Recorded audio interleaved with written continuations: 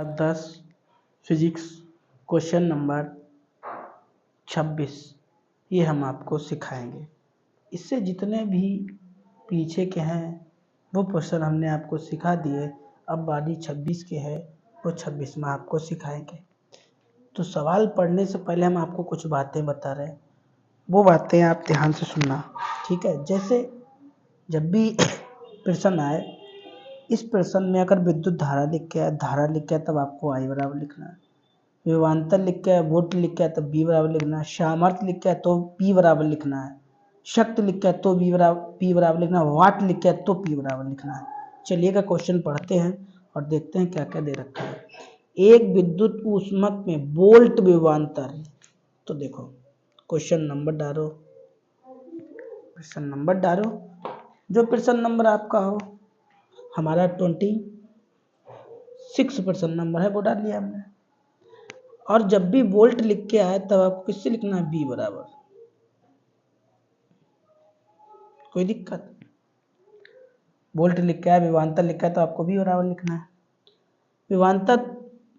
विभवांतर पर धारा प्रवाहित होती है। ऊष्मक में धारा की गणना कीजिए, मतलब धारा आपको I का मान ज्ञात करना है। I आपको ज्ञात करनी है, पूछी गई है। जबकि ऊष्मक की सामर्थ्य मतलब P बराबर आपको दिया गया है 1100 वाट।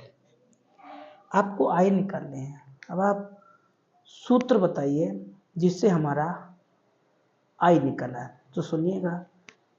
सूत्र होता है P बराबर VI। क्या सूत्र होता है? P बराबर VI। आपको चाहिए क्या? आपको I चाहिए ना, तो P तो ऐसे लिख लो, B को कहाँ भेज दो? बट्टे में। बट्टे में भेज दें, हमारा सूत्र बनके तैयार हो गया।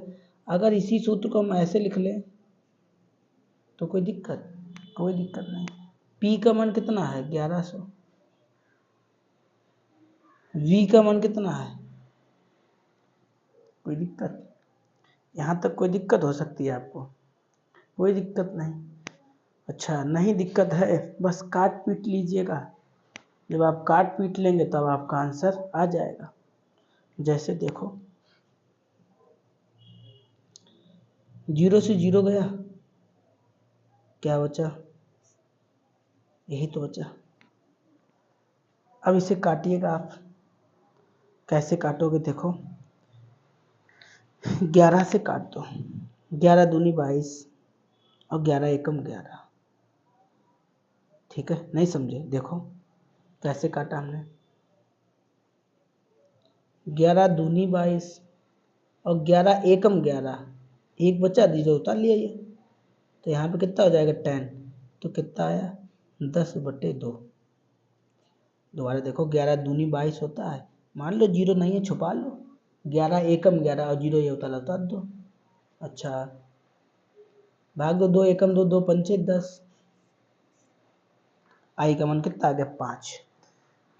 विद्युत धारा का मात्रक क्या होता है? तो विद्युत धारा का मात्रक एम्पियर होता है। क्या होता है? लिखो, एम्पियर।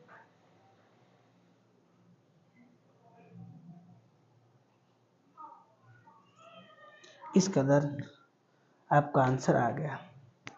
ये प्रश्न बहुत बढ़िया हैं, बहुत सरल हैं और पेपर में ज़्यादातर पूछे जाते हैं। आपका हाफ एग्जाम होने वाला है, तो तब तक आप अच्छी तैयारी करिए। आपका एक प्रश्न भी नहीं छूटेगा, ठीक है। तो मिलेंगे आपको अगले क्वेश्चन में। 27 में जो क्वेश्चन है उसके साथ मिलेंगे। तब तक आप इसे कॉपी बनाई हो तो कॉपी में लिखिएगा और बहुत शार्प लिखना, अच्छा लिखना, और बिल्कुल जिस तरह से हमने लगाया उसी तरह से आप लगाना, ठीक है।